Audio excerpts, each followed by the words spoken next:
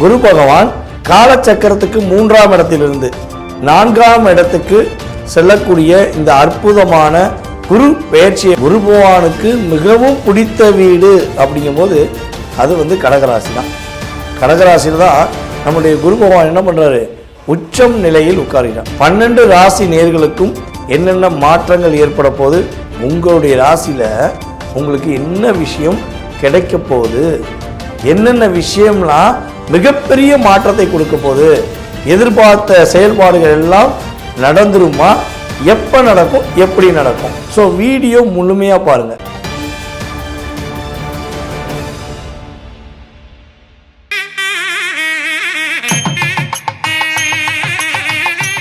கடவுளூர் TV நேயர்கள் அனைவருக்கும் எனது இனிய வணக்கம். நான் உங்கள் வாழ்க நலமுடன் ஜோதிடர் டிஜே சுந்தரபாண்டி. நேரிலே தற்போது நம்ம என்ன விஷயம் பார்க்க போகிறோம் அப்படின்னா, இந்த 2026 நவகிரகத்தில் மிகப்பெரிய சுப கிரகமான குரு பகவான் காலச்சக்கரத்துக்கு 3ஆம் இடத்திலிருந்து 4ஆம் இடத்துக்கு செல்லக்கூடிய இந்த அற்புதமான குரு பெயர்ச்சியை பற்றி பார்க்க போகிறோம்.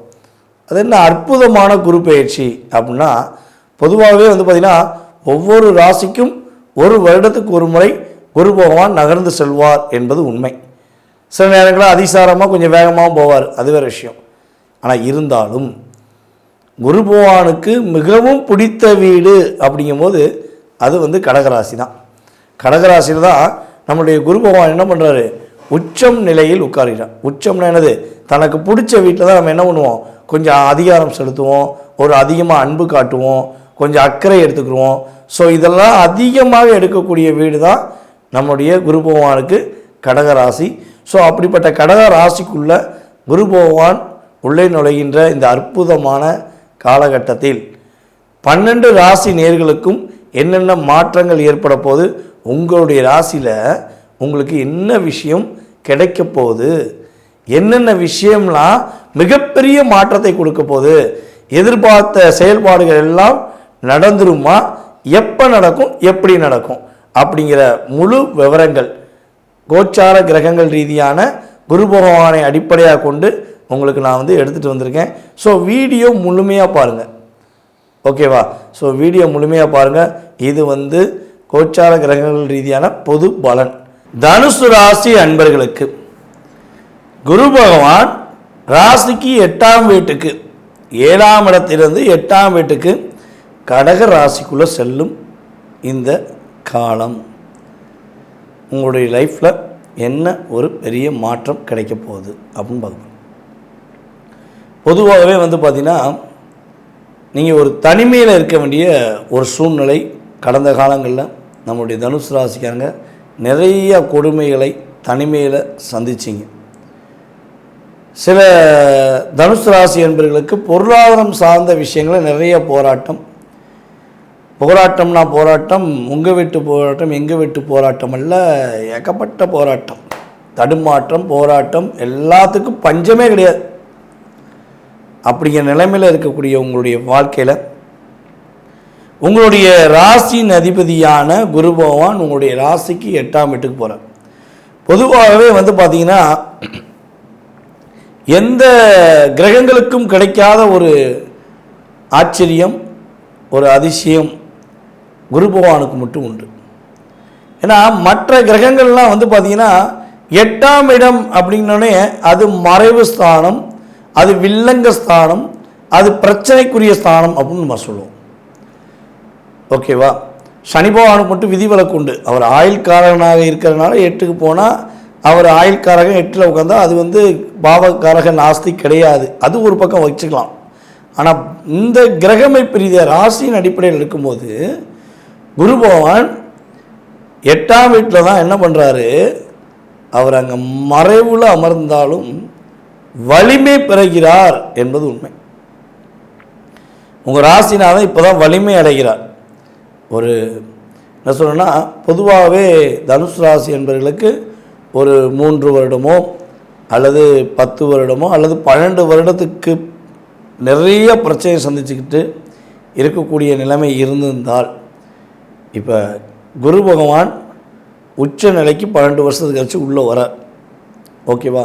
ஸோ இந்த அற்புதமான பொற்காலத்தை நீங்கள் யூஸ் பண்ணிக்கோங்க.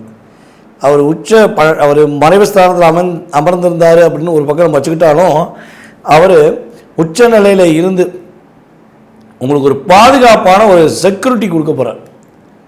எப்படி நம்முடைய பிரைம் மினிஸ்டர், சீஃப் மினிஸ்டர், அப்புறம் நம்முடைய குடியரசுத் தலைவர்கள் என்று ஒவ்வொரு நாடுகளிலும் உள்ள தலைவர்களுக்கெல்லாம் ஒரு பாதுகாப்பு அவங்க ரொம்ப முக்கியம் அப்படின்னு சொல்லி ஒரு பாதுகாப்பு கொடுக்காங்களோ, அதே மாதிரி தான் இவ்வளவு நாட்களாக உங்களை யாரெல்லாம் கண்டுக்கலையோ, யாரெல்லாம் உங்களை அவமானப்படுத்துகிறாங்களோ, யாரெல்லாம் கஷ்டப்படுத்துகிறாங்களோ அவங்கெல்லாம் உங்களுக்கு எஸ்கார்டாக நிற்க போகிறாங்க.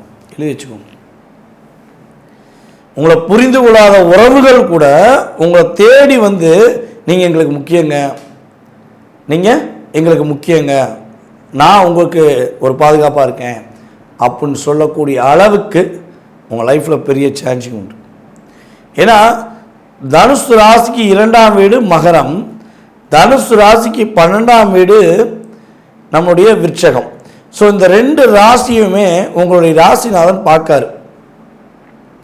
அப்போ குடும்பத்தை விட்டு பிரிஞ்சிட்டேன், என் குடும்பம் என்னை புரிஞ்சுக்கிறவே இல்லை, குடும்ப உறவுகள் என்னை கேரே பண்ண மாட்டேங்காங்க அப்படின்னு நினைக்கிற தனுசு ராசி அன்பர்களுக்கு உறுதியாக குடும்பத்துடன் சேர்வதற்கான பாக்கியம் உண்டாகுது.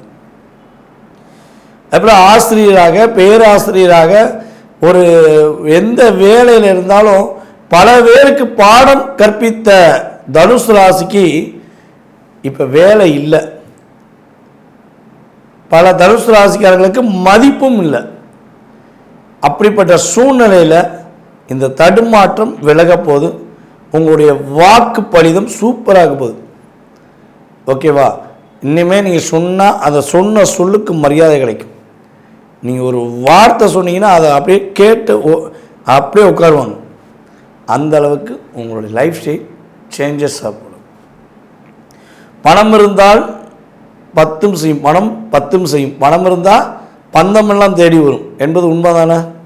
அந்த பணம், பொருளாதாரம் அப்படிங்கிற விஷயத்தை இயக்கக்கூடிய 2ஆம் பாவத்தை குரு பகவான் பார்ப்பதனால உறுதியாக உங்களுடைய லைஃப்பில் யாரை நீங்கள் ரொம்ப அதிகமாக எதிர்பார்த்து காத்திருக்கீங்களோ, யாருடைய அன்பை நீங்கள் மிக அதிகமாக நேசிக்கிறீங்களோ அந்த அன்பு முழுமையாக கிடைக்கும்.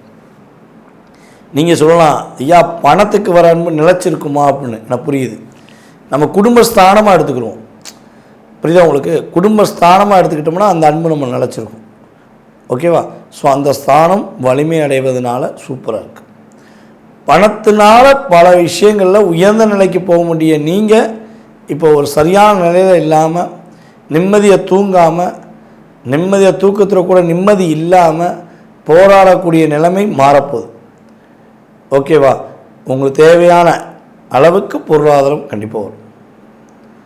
சந்தோஷம் நிலைச்சிருக்க போகுது. சந்தோஷம், மகிழ்ச்சி. ஓகேவா? ஒரு சுகஸ்தானம் அப்படின்னு சொல்லுவோம். 4ஆம் வீடு தான் சுகஸ்தானம் இல்லையா? அப்போ அந்த 4ஆம் வீடு என்ன வீடு? மீனம். மீனத்துக்கு அதிபதி யார்? குரு பகவான். ஸோ அவர் எங்கே போய் உட்காந்துருக்காரு? மீனத்திலேருந்து 5ஆம் வீடு. ஓகேவா?